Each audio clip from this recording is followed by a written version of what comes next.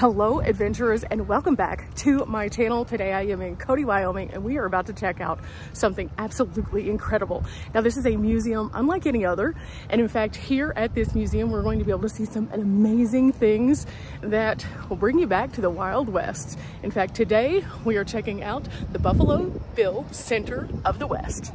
As soon as we walk in, this place is pretty popular, so whenever you come, be prepared to kind of take your time. But there is an exhibit before you even pay to enter, and this is one of the Yellowstone carts that they used to ride around Yellowstone in. It is absolutely awesome. This is the Yellowstone observation wagon, and it was pulled by a 4-horse team, and it took tours around the Grand Loop in Yellowstone National Park. Eventually kind of phased these out because the automobiles were coming in and they were starting to spook the horses, so it made it really harder for them to do this, and they changed over to something else, which we'll learn about when we go into Yellowstone, but I thought that's so cool. Okay, so now that we're inside, this place is huge and it's divided up into different sections. I'm going to be starting off in the Buffalo Bill Museum, which is the namesake, but as you kind of move around this first corridor, you can see a firearms museum and an art museum and some other really interesting things that I am very fascinated about bringing you to. So this is going to be a big one, guys. We're going to dive in, and as always, I'm not going to share everything, but I will leave some of those things for you to explore, but I'll give you an overview so you can get an idea as to what to expect. I'm going to start off by taking you all on a walkthrough so you can see the expansiveness of the space, and then we'll come back and start talking about some of the meat and potatoes of this exhibit itself. If you've been with me on the channel before, you've heard the story of Buffalo Bill, and you already know where his origins began. However, for those who are new, we're going to go through this pretty quickly to give a backstory as to where he began and what brought him to the synonymous name that so many of us know now today. It all begins here with a very young Cody. He was a scout who was going out into the wilderness and scouting, and then also allowing them to find and hunt the buffalo. But before he was a scout, he was born in 1846, just a few miles west of the Mississippi in the Iowa Territory. And his father actually was a pioneer who paid with his life for his free soil because he was very anti-slavery at the time. And in fact, Buffalo Bill, or William F. Cody, as he was properly named, ended up going and fighting for the Union during the Civil War, and then went on to become a hunter and a scout for the Army during the Indian Wars. This was before he met his success with the thing that most of us know him for best. See, the stories of him being a scout were just so incredible. They were almost too incredible. And so someone actually started to write some of them down and make dime novels out of them. That moved into him being presented with an opportunity to be on the stage, and from there he took his small stage performance and balanced it out with hunting during the kind of off season and being a scout, so during the summer months. So on the winter he was on stage, and during the summer months he was out there hunting and scouting. Eventually it became so wildly popular with the audience, despite critics hating it, that he turned it into a full-time gig and took his small stage performance onto a much broader scale, which brought us to a very interesting look at theater as he created the Traveling Wild West show. Now, to understand how he got his namesake, however, we have to understand the very bison that he was hunting. In fact, this diorama depicts the American bison, and it was typically on a prairie landscape in north central, like Kansas. On the display, there are various points that you can open and look, as well as touch, so that you can get a better understanding as to what different things are. Now, during the late 1860s, work was progressing on the Transcontinental Railroad, it says, and because of that, the Union Pacific ran through central Nebraska. What does the railroad have to do with the bison? Well, more workers mean you have to feed more people, and so the scouts would come out and they would hunt to feed the people who were working there. Now, at this point in time, they were not over hunting the bison and buffalo. However, it did start to become more problematic during this time because people were doing it more and more and more, and then it became a sport, and then it became something that they wanted to eradicate the indigenous people with because they knew that that was their main source of everything. So this is the very humble beginning of where that started out. Now here we have the human uses of the buffalo pre-1850s, and each of these areas you can open and find out a little bit more about what they would make, including horns were used to make spoons, and over here the tails were used as fly swatters. However, post 1850s, there are fewer components here, and one of them is they used bones and they were ground up as solid fertilizer, and then they also used heads were mounted for decoration and tongue was eaten. The first people who hunted these were hunting them for resource. They used every single piece of the bison, and because of that they were able to craft tools, they were able to feed their families, they were able to make clothing. But when people started coming in post 1850s, they were doing it again more so for sport, and they fed the people who were coming in, yes, but then they would dispose of so much more of it, which is why it became such a problem. Throughout the gallery, you can see photos of Buffalo Bill's life, including this one, which is his sister Helen, Cody Wetmore. And this photo was from 1890 approximately. And you can also learn more about Cody and his overall thoughts. In fact, where most people saw a barren basin here in the Bighorn Basin area, he saw the future. And he guided fossil hunters in the 1870s and learned that there were ancient seabeds that harbored minerals, and he believed that they would show vast riches. And he also believed that the rivers could irrigate the region and bring up settlers and towns, and it would eventually bring tourists heading toward what we now know as Yellowstone. Now, unfortunately, the site that I've been to before is just outside of Denver, and that is his final resting place. He never was able to fully see the potential of this region. And so people carried on that legacy because of several different things that he was affiliated with. However, he had the vision for this region to be so much more than it was at the time. And I think by coming here, we get to see what all his vision was and what he could see happening and how it actually worked out. Now, Cody's about 10,000 people. We're asked to arrange each of these blocks to kind of describe how we think that we would best set up a town. And we can also lift the doors to see how Cody actually began. So I guess you're supposed to put them in arranged order. So I'm gonna start off with, they probably needed a livery stable first, and then I'll just get these all moved around and see if I'm right. Okay, let's see how off I am. I went with the stable first. The saloon was first. I was close. I had the saloon as third. The general store was second. I got this one right, yay. This one I know is gonna be wrong. There's the stables. Okay, so I just had these two reversed. And then fire hall, no, newspaper, wow. I thought that they would need to help themselves out there. Hotel, nope, school, I was next door. Church, okay, I'm a bit off on these. Railroad station, hotel, and this one is the fire hall, so the fire hall was last? What? In this display, this is not the only activity that you can do. You can actually read a little bit more about the Cody Cowboy Band, which provided concerts for the community, and then also what they would have needed to establish the town of Cody itself. Now, the order that I went in was the livery, the general store, then the saloon, because those three are synonymous with most early communities very early on, but a lot of them burned, so I thought there would be a fire hall, so I was wrong. We also learn about the earliest days of Cody with the tourists and the hotels, and the colonel built the Irma Hotel. William F. Cody spent about $80,000 building the Irma Hotel, and he named the hotel for his youngest daughter. And then the Hoffman House in New York City, a posh establishment where Cody kept an apartment for many years, inspired so many of the furnishings, which is really neat. However, the bad thing about this is the extensive amount of work that he put into this, as well as the elaborate furnishings, drained a lot of his finances.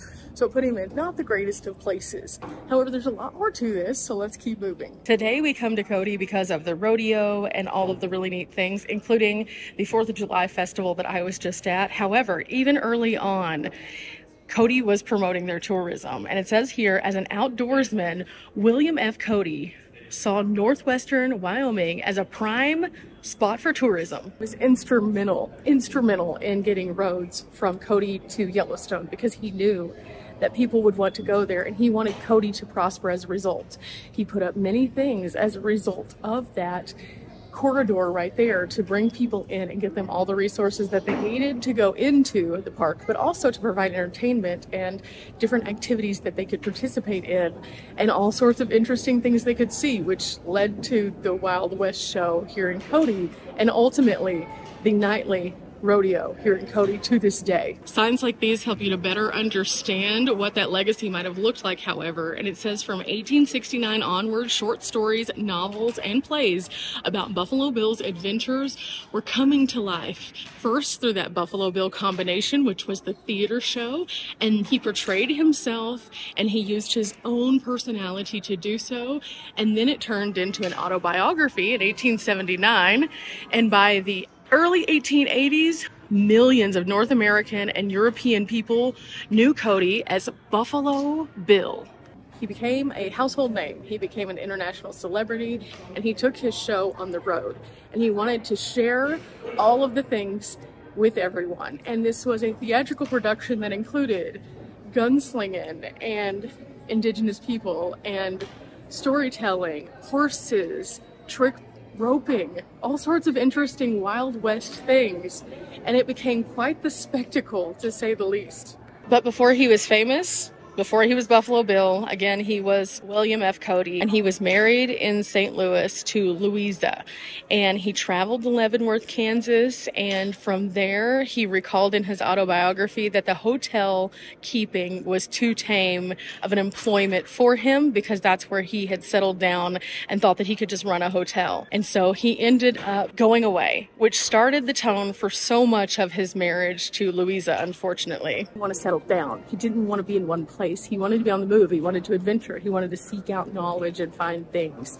And that caused a strain in his relationship as he was constantly gone. They proceeded forward with their relationship and had some children. In fact, they gave birth to Arta in 1866. Then they moved, and then they had Kit Carson and Ora Maud, and then Irma Louise, all the way out into 1883. Along the way, his reputation was growing and building, and newspapers were printing his stories as well as the dime novels. And as these stories continued to grow, it would keep him away longer and longer. Despite him being so proud of his children, his family life is relatively unspoken about in comparison to the legacy of Buffalo Bill as a whole. They did enjoy family time, and whenever he was around, he had a wonderful time celebrating together, enjoying music and things like that. However, again, this is a chapter of his life that is a bit lesser known in comparison to the big picture, the sweeping broad strokes of celebrity. And so we learn a little bit about the family here. And I'm going to leave some of this for you because there's several things that you should definitely read, but some of the little sentiments that they have are just really awesome because I haven't seen as much about those in some of my other stopovers. This is really nice to see it here in Cody. Now, there are some really tragic things, however, that did happen to the family, including losing Kit and Ora Cody both. In fact, scarlet fever took 5-year-old Kit in 1876, and then he was buried in Rochester, New York. Years later, Ora passed away of illness as well, and both of those were really tragic, and they dictated a lot of how Cody proceeded in his life going forward. In fact, his sentiments about those were echoed in some of the writings that have been done about him. Again, not as much known about his family life, but those things were the things that were spoken about. Now, ultimately, Louisa and Bill wanted to separate, but they were denied. And so they stuck it out and stayed together despite numerous issues throughout his entirety of life until his passing. They just spent vast amounts of time away from one another. But Louisa went on to outlive all 4 of her children, as well as Bill. Wild West show was just that. It was wild. Here we learn about Bill the showman. In creating his Wild West story, he combined techniques from stage plays with elements from circuses, rodeos, and historical pageants. Then regarding himself as Bill Cody, he just went by his nickname and fully leaned into his persona of Buffalo Bill. And in doing so, he was outlandish, often saying he had an exhibition as opposed to a show. and it was quite the exhibition. At one point in time, there were so many cast members, and I'll show you a photo of the cast members in just a moment. But before that, let me show you some of the costumes, and let's talk about some of the people who were affiliated with this thing, because it is a who's who of the Wild West. Cody attributes all things that he learned about Indians to how he proceeded forward with his Wild West show. In fact, William F. Cody's sentiments about American Indians changed over the course of his life. He played with American Indians as a boy, and then he feared them when he was a plainsman and considered them enemies while he was scouting. However, by the 1870s, Cody's feelings softened as he performed alongside them, and he insisted that they be treated with respect and dignity. One of the things that I learned at the other stop that I think ties into this is the fact that they did respect him in such a way because he had a through line of communication. He was able to bridge tribes together. He was able to, in areas that normally would say no, they cannot come here, he brought them in and said, if you want us here, they're coming too. But he was an advocate for so many other things, including women's rights, believe it or not, for basically the same reason. He had women in his show, and he didn't think that they should be treated differently just because they were women. They were out there working just as hard as the men. So he became an advocate for women's and indigenous people's rights. Here you can see his attitude toward the Indians changed, but also his views about women. And he was raised in a family that was completely dominated by women who were all independent in nature. So whenever he married a strong-minded woman, he knew that she was going to have to be there supporting and holding up her end also. And so as a showman, he ended up meeting several other wonderful, incredible women who were also headstrong and capable. And because of that, he became a strong advocate for equality of women in the workplace, believe it or not. He thought they should be able to vote because they could hold their own. He thought his wife should be able to vote because she could manage all the finances and do all the things that a man could do, plus some, because she was taking care of the kiddos. He was an advocate for what most people would be saying was the wrong part of the fight. And so even though he had some storied past with the overhunting of the buffalo, in his older years, he started to realize the error of his ways, and he started to really use his voice and his celebrity to try to make a difference for others. And I think that that shift in who he was really changed the climate at the time and made people think a little bit outside of the box. But it wasn't just the Indians and the women. He brought in people who were African American. He brought in vaqueros from Mexico. He brought in European immigrants, and each of them had their own set of talents. And he became known as the Congress of Rough Riders of the world, and this became part of the show. And by the late 1890s, it produced so many performers from every continent that offered audiences an encounter with people who were different for the first time in many cases.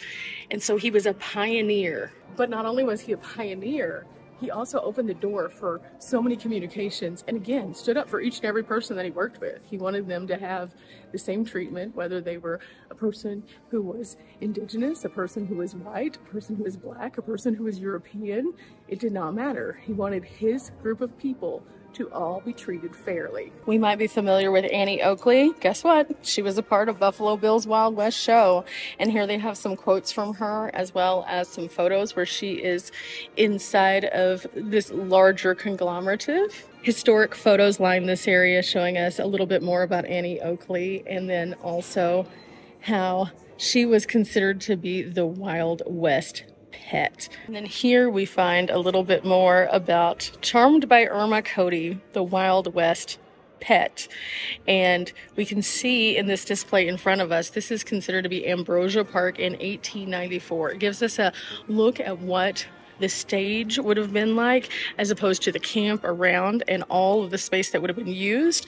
This place was big. It was large and in charge. You can see where the ticket gate is. Everything is clearly marked who was where. And you can see the grand entrance and the grandstands where everybody would come in and watch. But right here, it says that Irma Cody was considered to be Buffalo Bill's pet. And Irma was one of the favorite of the performers. And she was particularly dear to Annie Oakley, who took her under her wing, and after some time she started to travel to the shows and earn everyone's admiration. The show became known around the world, and they even had some royal gifts that were presented to them that are back here that we're about to go look at. it was incredible to see how this showman came about and how he rallied everyone together and how they would bring a whole production into a community, and the community would pause and it would take note and it would come and it would watch, and people would drive in their wagons for miles and miles and miles just to see the spectacle that was the Wild West show. Gifts like these were given to Bill from kings, including this one from Italy, this one from Bavaria, these from King Edward VII, as well as this from Edward VII.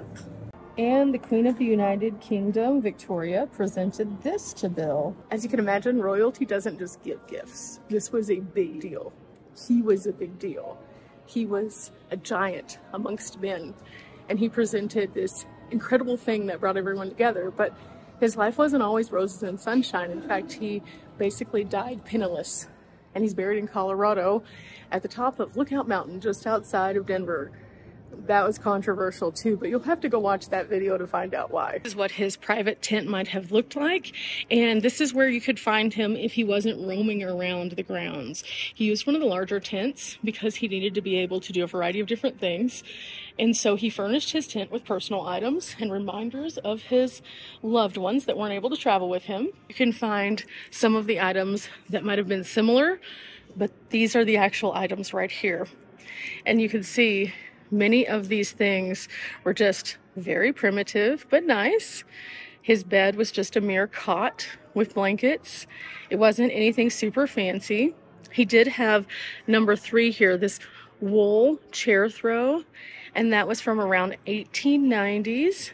There was a rocking chair, a smoking stand, a suitcase, and of course he's got some poker chips in there. Posters were created showing that he could bring together nations and that he was just a humble man, but had a congress of Rough Riders. Some of the billboards would project all of the Rough Riders and all of the talent, as well as some of the people who were in attendance, and he would perform for queens and royalty. He crossed the Atlantic for the first time in 1887 and performed for Queen Victoria's Golden Jubilee. Celebrated the 50th year of ruling in Great Britain, and it's solidified that these guys right here were here to stay. Now, there's a lower level that we're about to go check out. This one has the gallery of gunfighters and a few other things, so I can't wait to share this one with you. There's so many interesting things here. It's hard to just like move on.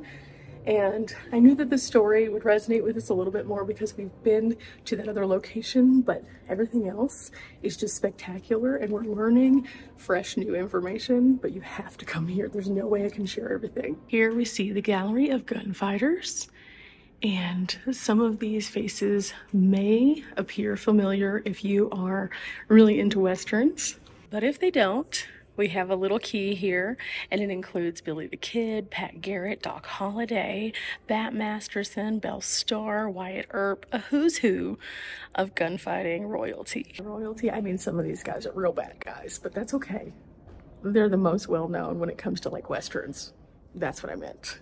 Inside each one of these cases, we have a little bit more information about each of these, a just brief little tidbit as to who they are, what they did, and some historic context and photos. And there are a couple of these cases, so I definitely encourage you to check them out.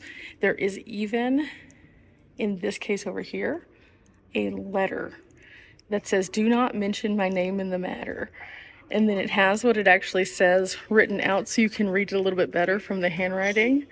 It is fascinating. Also have some touch displays here so you can learn about those who have been Western American writers, what kind of books that they have written, and then also if there are corresponding movies that have gone with it. For example, Rio Bravo here was fashioned into a John Wayne movie, I believe. The one here is Literature of the West for the World, and we'll just tap on Carol Buchanan here, and you can see Devil in the Bottle and God's Thunderbolt.